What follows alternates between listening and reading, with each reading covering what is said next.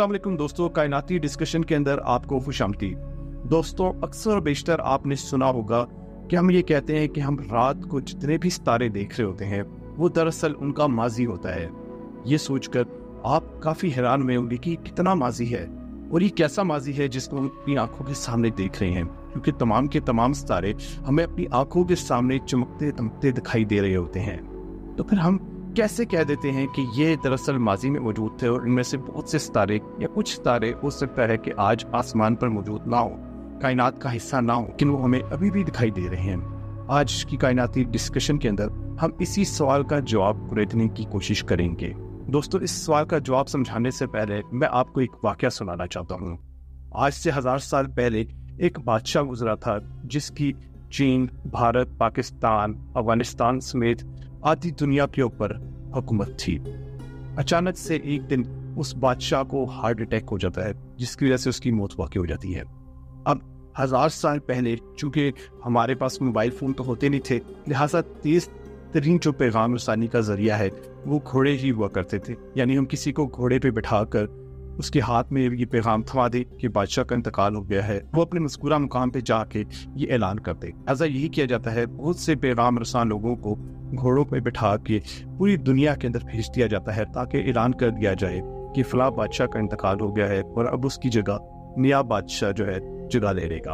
अब होगा क्या, अगर कोई शख्स अफगानिस्तान के अंदर बैठा हुआ है और बादशाह का तख्त अगर लाहौर में है, तो लाहौर से अगर किसी पैगाम रसा शख्स को घोड़े पे बिठा के भेजा जाएगा तो यकीनन उसको अफगानिस्तान तक पहुंचते हुए कुछ हफ्ते लग जाएंगे। लेकिन इन चंद हफ्तों के दौरान चूंकि ये खबर, ये इंफॉर्मेशन अफगानिस्तान के लोगों तक नहीं पहुंची थी कि बादशाह का इंतकाल हो चुका है, लिहाजा वहाँ के लोगों के लिए वो बादशाह जिंदा सलामत ही रहेगा। बिल्कुल इसी तरह रात को हम जितने भी सितारे देखते हैं उनकी रोशनी हमें उनके मुतालिक आगाह कर रही होती है। लेकिन यहाँ पे मसला ये होता है कि रोशनी की भी एक मखसूस रफ्तार है जो 3 लाख किलोमीटर पर सेकेंड है। अब इसका ये मतलब है कि रात को अगर कोई सितारा हमसे 20 नूरी साल के फासले पे है तो इसका ये मतलब होगा कि वो उससे निकलने वाली रोशनी 20 साल पहले निकली थी और आज हम तक पहुंच रही है। अगर आज वो सितारा फट के फना हो चुका है तो इस वाक़ये की खबर हमें अगले 20 सालों में मिलेगी, क्योंकि आज उस तारे से निकलने वाली रोशनी हम तक 20 साल के बाद पहुंचेगी। यही वजह है कि हम कहते हैं कि हम सितारों का माजी देख रहे हैं। रात को अगर आप, आजकल सर्दियां हैं तो रात को अगर आप आसमान पे नजर दौड़ाए तो आपको ओराइन कॉन्स्टेलेशन दिखाई देगी। इसके अंदर एक सितारा है जिसको हम बीटलजूस कहते हैं। बीटलजूस सितारे के बारे में साइंसदानों का ख्याल है कि जल्द ही फट के तबाह हो जाएगा, लेकिन ये वाकया कब होगा, आया कि कल होगा, परसों होगा, कब होगा, इसके मुतालिक अभी हमें ज़्यादा मालूम नहीं है। साइंसदानों का ख्याल है कि कल भी हो सकता है और अगले 1 लाख साल के अंदर भी ये वाकया पज़ीर हो सकता है, क्योंकि अभी तक हमारे पास कोई ऐसा फार्मूला नहीं है, कोई ऐसी ठोस तहकीकात नहीं है जिसके ज़रिए हम सितारे के मुतालिक कन्फर्म कह सकें कि इस तारा इतने वक्त के बाद एग्जैक्टली तबाह हो जाएगा। लिहाजा साइंसदानों का ख्याल है कि इसके बारे में जितनी तहकीकात की गई हैं तो ये अगले 1 लाख साल के अंदर अंदर किसी भी वक्त फट के तबाह हो जाएगा। अब ये सितारा हमसे 642 नूरी साल के फासले पे है, लिहाजा इसका ये मतलब है कि अगर ये सितारा 600 साल पहले तबाह हो गया होगा तो ये आने वाले कुछ वक्त के अंदर हमें दिखाई देगा, तबाह होता दिखाई देगा। और अगर ये सितारा आज या कल में तबाह होता है तो तकरीबन 642 साल के बाद ही हमें आसमान पे तबाह होता दिखाई देगा। और इतना ज़बरदस्त नज़ारा होगा कि इसके तबाह होने की वजह से रात को हमें चांद की तरह ये आसमान पे ये सितारा चमकता दिखाई देगा। यानी ये कुछ महीनों तक हमें रात को आसमान पे 2 चांद दिखाई दिए जा सकते हैं।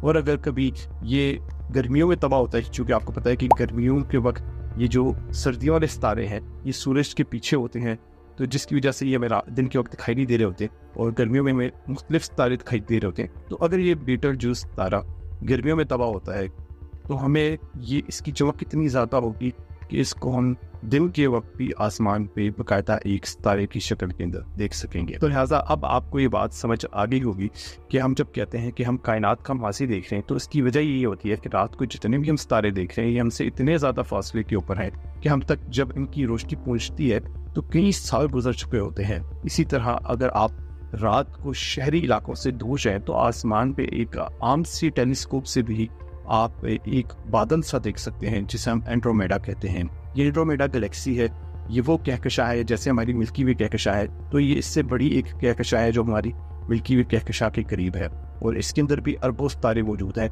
और ये कहकशां हमारी कहकशां मिल्की वे की जानिब बढ़ रही है। और साइंसदानों का ख्याल है कि अगले 4 अरब साल में इन दोनों कहकशाओं का टकराव होगा और एक दूसरे में जम हो जाएगी। अब ये जो कहकशां है एंड्रोमेडा, ये हमसे तकरीबन 26 लाख नूरी साल दूर है, यानी इसकी हम जो पोजीशन देख रहे हैं ये आज से 26 लाख साल पहले की थी। आज इसकी पोजीशन क्या है हम एक अंदाज़ा लगा सकते हैं, लेकिन हम उसको उसी वक्त जान पाएंगे जब उसकी रोशनी हम तक पहुँचेगी। इसी तरह जो साइंसदानों ने दूर दराज कहकशाएं देखी वो तकरीबन 13.5 अरब नूरी साल के फासले पे हैं, यानी बिग बैंग को 13.80 अरब साल हुए हैं वक़ूफ़ पज़ीर हुए हुए। तो 13.5 अरब साल पहले जो कहकशाएं थी वो आज ख़त्म भी हो चुकी होंगी, लेकिन उनकी रोशनी चूँकि हम तक अब पहुँच रही है, लिहाजा हम उनकी आज वो हालत देख रहे हैं जो अरबों साल पहले थी। आज उनके साथ क्या हुआ है, आया कि वो कायनात के अंदर मौजूद हैं या नहीं, तो हमें इसके मुतालिक मालूम नहीं है। तो लिहाजा जब भी हम कहते हैं कि हम कायनात का माजी देख रहे हैं तो उसकी वजह यही होती है कि हम रोशनी की लिमिट के साथ बाउंड हैं। अगर रोशनी की लिमिट को हटा दिया जाए तो कायनात के अंदर फिर हम हर चीज़ को मौजूदा वक्त के अंदर ही देख पाएंगे। उम्मीद करता हूँ कि आपको वीडियो पसंद आई। हमकी वीडियो पसंद आने की सूरत में चैनल को सब्सक्राइब कीजिए, अपने दोस्तों के साथ शेयर कीजिए। इंशाल्लाह आपसे जल्द एक नई वीडियो में मुलाकात होगी। तब तक अपना ख्याल रखें। अल्लाह हाफ़िज़।